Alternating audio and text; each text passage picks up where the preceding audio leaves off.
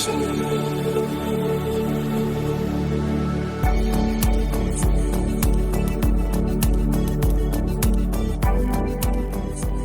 to the Climate and Coordination RCAST, where every week we'll be discussing topics related to all things climate change and RChain's role in the solution.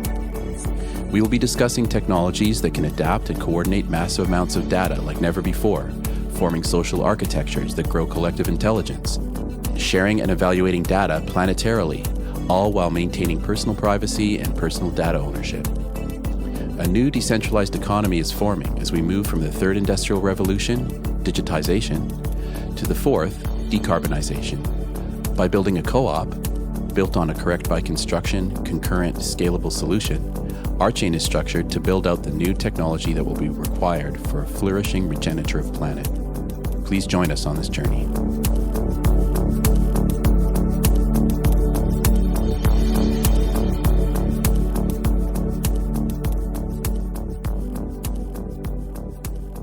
Okay, hello and welcome to this week's Climate and Coordination RCAST. We're very happy to continue having these discussions with everyone, discussions about climate, about coordination, technology, and beyond that we think are important and interesting.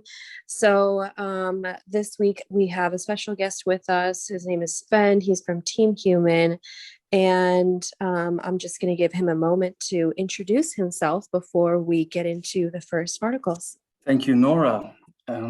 So indeed, my name is Sven. I'm known as ContentCarrier over at Team Human. Team Human is basically a server, a Discord server where a lot of like-minded people gather to discuss Douglas Rushkoff's writings, first and foremost, but as some of you may be aware, Rushkoff writes about the economy, philosophy, spirituality, and all that. So we cover a lot of ground there. But to talk maybe a bit about myself, I was invited by Jim, a fellow member present here, and we got off on the right foot together. I think we created a separate channel in the Team Human server focused on governance, which is also something you discuss regularly. I notice, and so we're trying to develop some ideas on how to think differently about decentralized governance and both the technology side of that and the kind of social things that need to be in place. Again, trying to introduce myself now. Jim said you can represent up to 7 communities. And at first I was like, Jim, what are you saying, 7 communities? But I took it to heart and then I started listing some of them. The communities I represent are performing artists. I work for an organization that represents performing artists in order for them to get paid their royalties whenever they're broadcast on television or on the radio. I'm a filmmaker, so I represent filmmakers. I'm based in a small town called Bornem in Belgium, over in Europe. So I represent people from Bornem.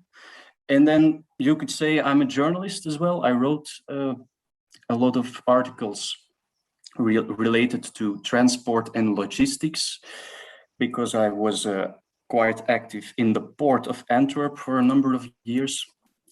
And yes, I'm also affiliated with the Green Party. So I'm kind of an ecologist, you could say. So that's 6. Yeah, 7 is I'm also a member of a kind of psychedelic crowd of people, and it's more like a creative bunch. They're based in New York State. They're called COSM, and I think the psychedelic elements can be beneficial as well. So yes, that's all for me. Let me hand it over to you again. Fantastic. Well, thank you so much for joining us today. And thank you, Jim, for inviting Sven to join us and for joining yourself. So the first article that I wanted to discuss today, obviously, there's a lot of climate news happening as we see the amount of climate chaos increasing. I think it's happening at a much faster rate. It seems like I used to experience like normal days where there was not a climate chaos situation happening somewhere. But now it seems like every day there are several. And that's an unusual feeling to me. But I wonder, one thing I've been reflecting about, especially with this Hurricane Ida, which has completely messed up the southeast and even the northeast, which I'll get into in a moment, of the United States, I'm starting to sort of come to the realization that it might be almost futile to try to understand or really focus on one of these disasters at a time, because they're happening with such frequency and they're happening all over the world, that I feel like if we're just paying attention to one at a time, we're missing the big picture. And I just feel like I think the calls that we do here are really important. And I think it's super important that, every human life is respected, and every human life and every life of every living thing is respected. I don't think that, if a major event happens, we should ignore it. But I'm just trying to ruminate, just as an opening thought for this call. I'm just trying to ruminate on a way to really sort of get a global picture of what's happening in real time, rather than just focusing on maybe the most famous places that get hit, or things like that. Also, apparently there's some renovation going on next door, so I apologize if there's a bit of noise. I'll pause there just to see if anybody has comments about that, and then I'll bring up the first article.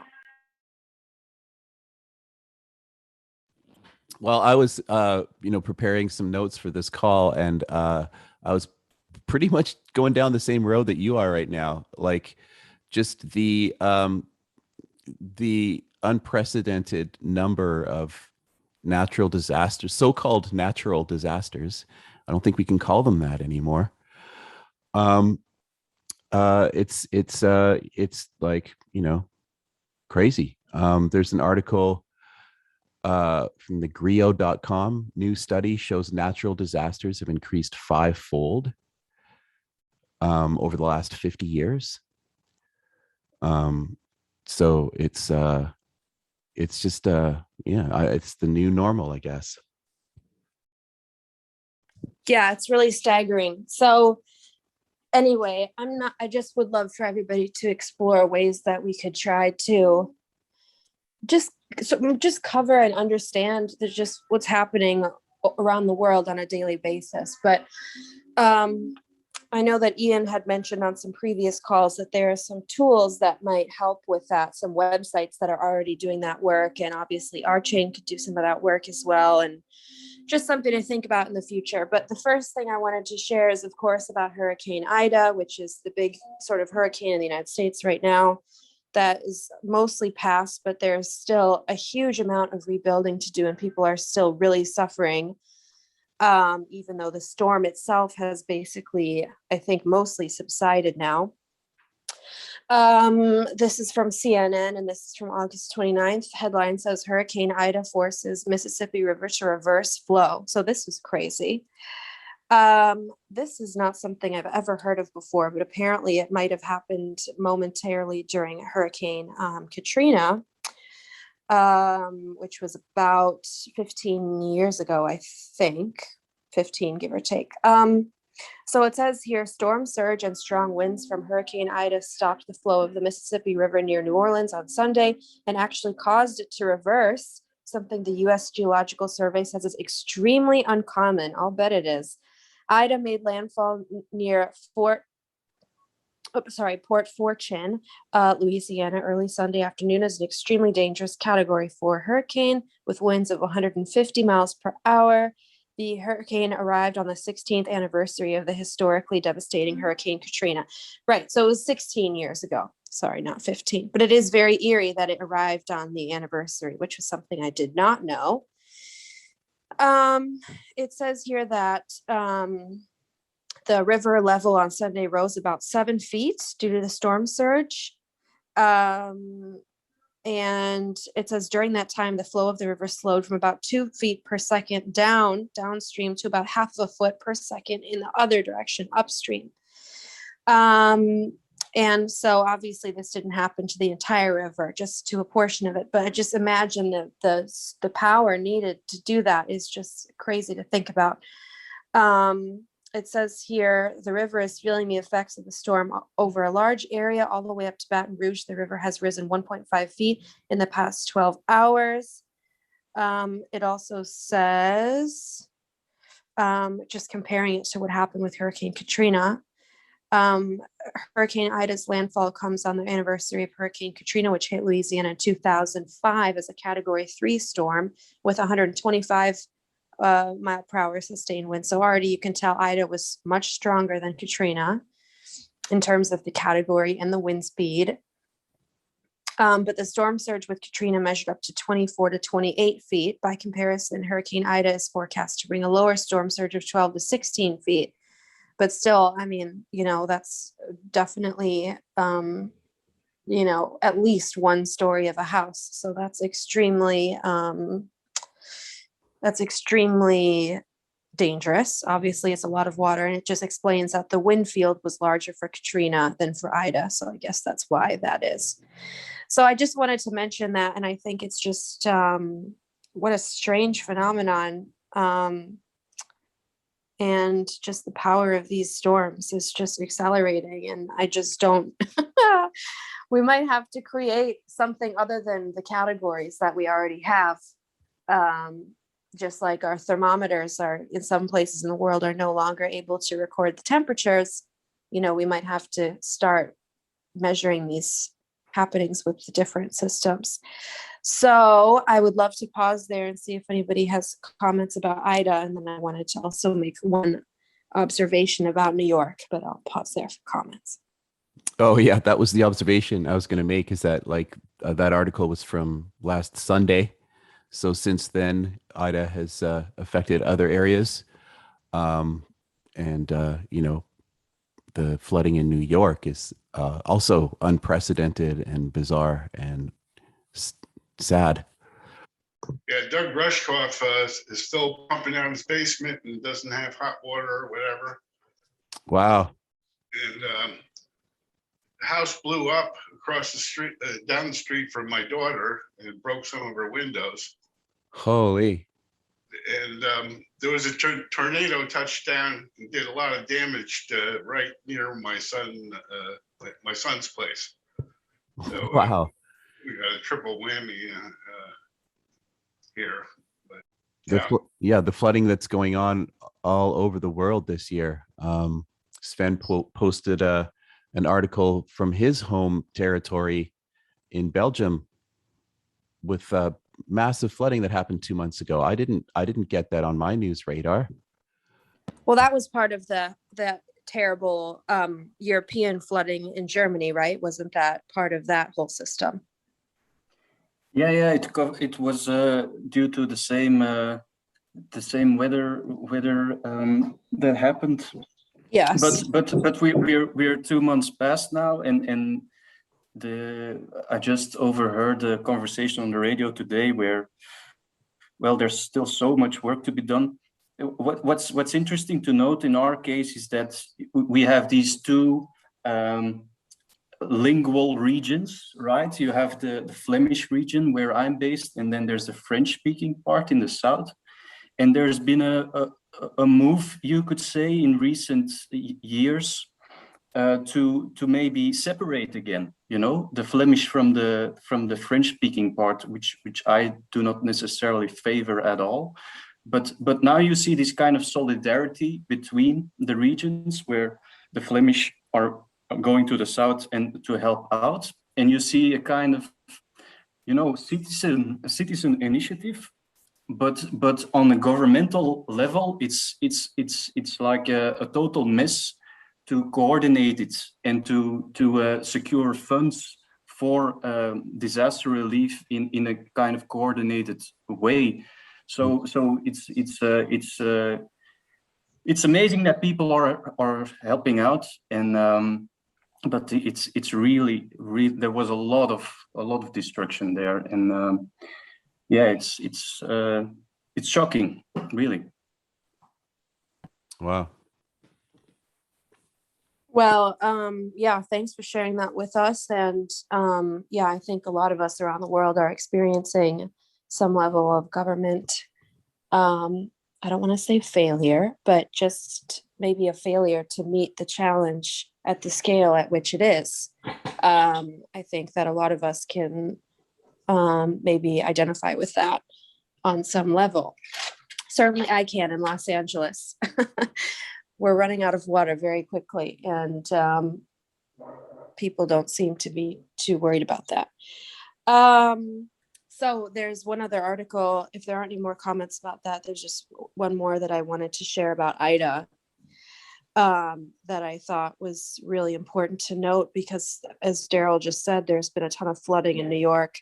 But this piece from AccuWeather from 5 hours ago that I just saw last night, or early this morning, sorry, said that it's the most significant flash flooding in New York City history, which is not a headline that I've seen anywhere else. People are talking about, the subway being closed. Obviously, the subway is flooding.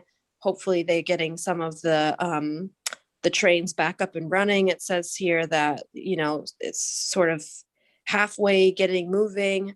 But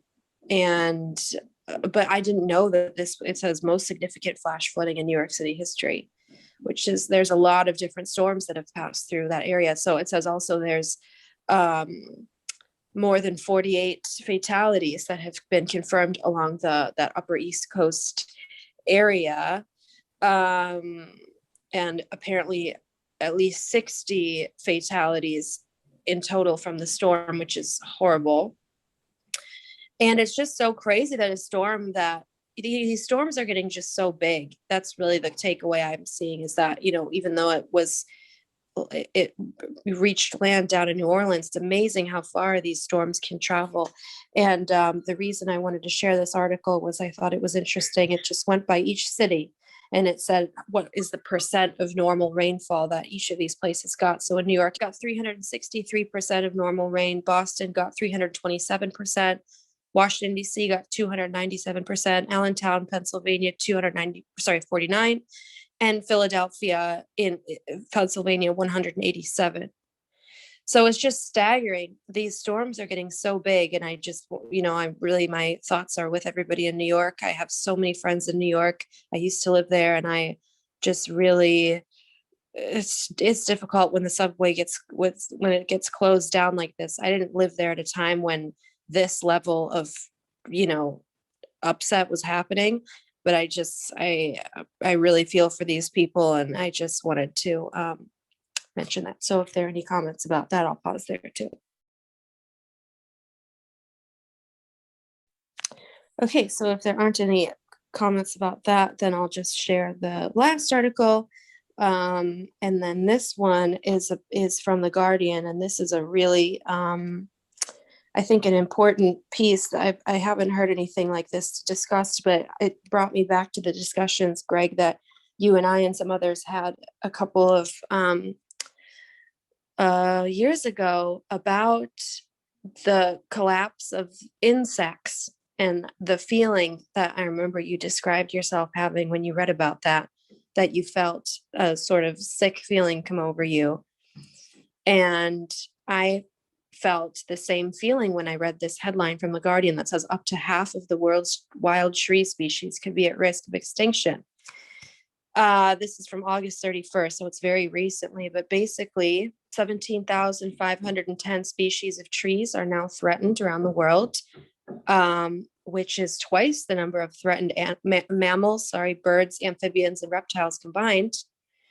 it says this was about 30% of the 58,000 known species of trees in the world. But the risk is probably higher because 7.1% were deemed possibly threatened, and 21.6% were insufficiently evaluated, and only 41% were confirmed as safe. So they're saying basically up to half of these trees are really in danger. And the Guardian is so great because it goes through and explains the risks to the trees, with the highest risk being agriculture and crops. Then after that comes logging, and then livestock farming.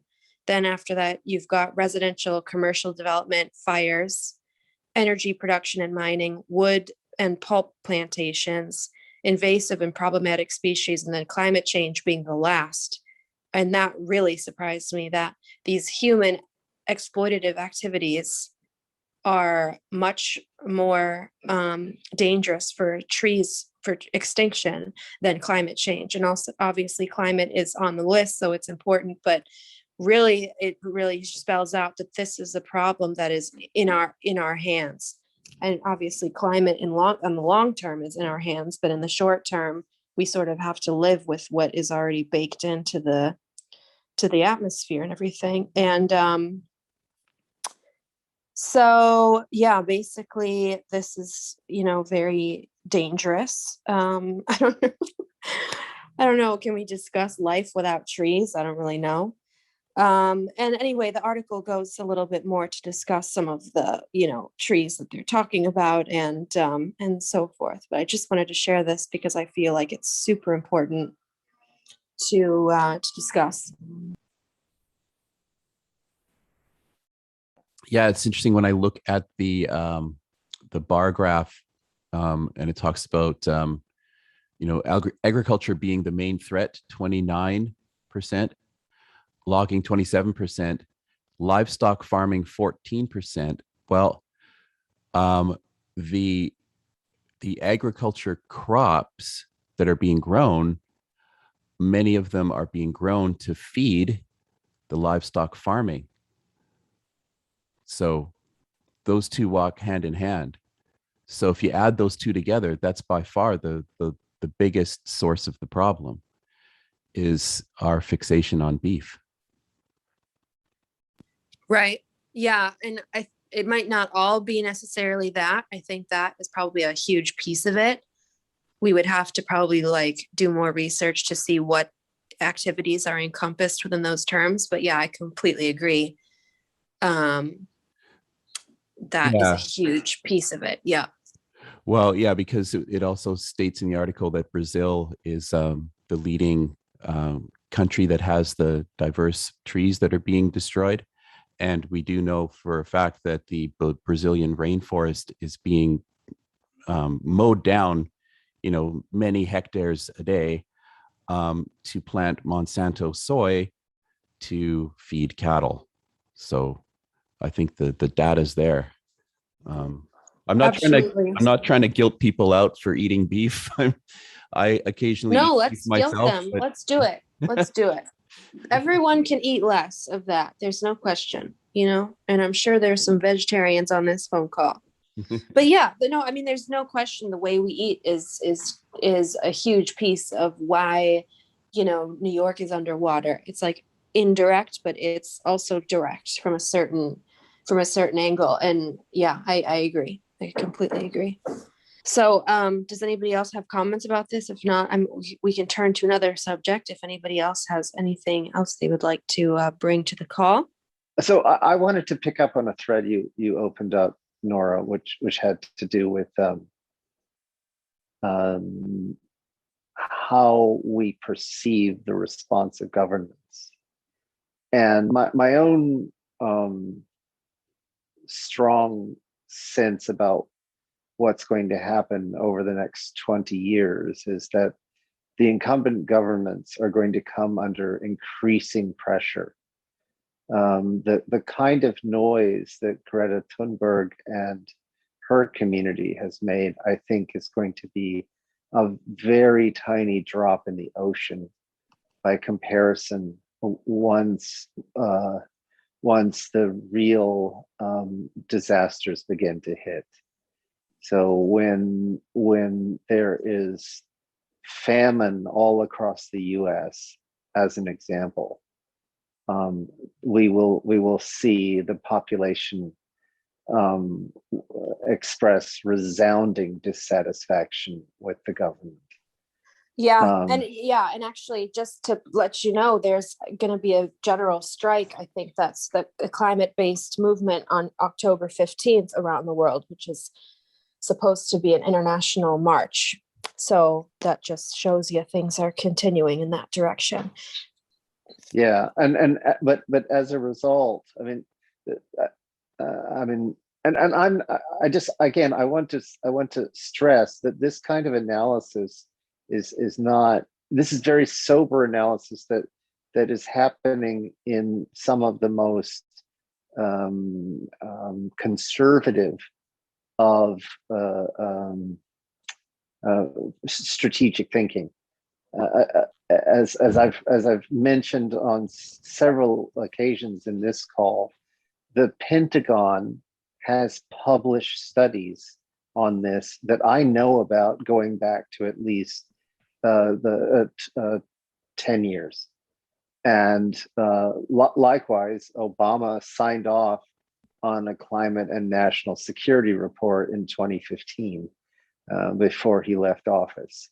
So most people who are looking at strategic planning at the government level in the G7 nations are recognizing that the stress from climate change is going to be a national security problem for all of the governments.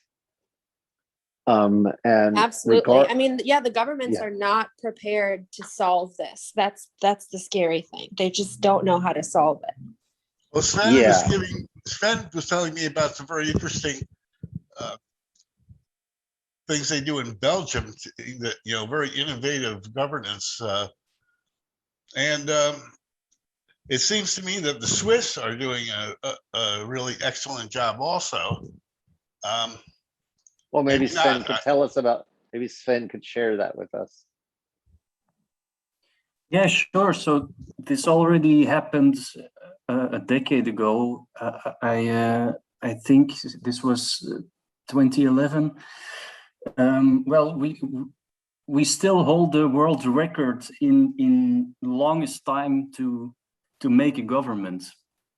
At the moment, they're having a similar struggle in the Netherlands, our neighbors, but we still hold the big record. I believe, what was it, 500 something days before they agreed on which parties could have seats in parliament. So in that, so in that whole situation, there were a group of people, academics and activists, who said, well, let's try something, you know, and they set up what was called the G1000. So it was a reference to the G8 and such, but the G1000 was basically an experiment that selected, well, in a very with a clear methodology. They made a kind of cross section of the populace, and there were 1,000 people gathered to discuss a number of topics, seated at separate tables, and they all needed to, you know, come to a consensus on these topics. It was a big event, and so on the basis of that, there were some, you know, decisions that were formulated and presented to the government. It didn't end up becoming the government, but it was more of an experiment, which was kind of well, it was a success, and I'll drop a link here to the G1000. I even think the website is still up if you go to g1000.org. No, it's not g1000.org. Let me get back to you on that. Yeah, that's our Belgian story right there.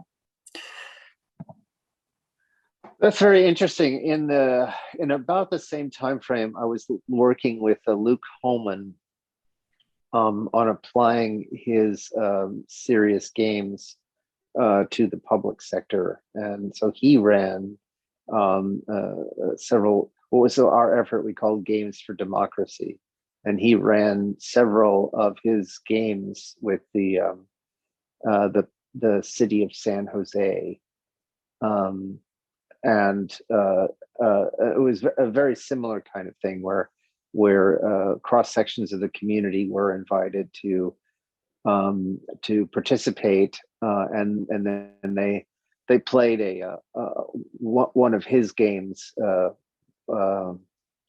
which you can think of as a kind of market simulation. So essentially, people were given a list of projects that they needed to prioritize, and the way they prioritized it was they were given effectively monopoly money, right? So play money, and no one was given enough money to be able to purchase all of the efforts on these projects that they wanted to, and so they would have to horse trade until they could come up with a consensus. And the information about their interaction, right? So the kinds of trades and swaps they went through until the group came up with a consensus was in fact that was recorded and then collated across all the different games, and out of that grew a picture of how at least that cross section of the community wanted to prioritize the funding of various city projects.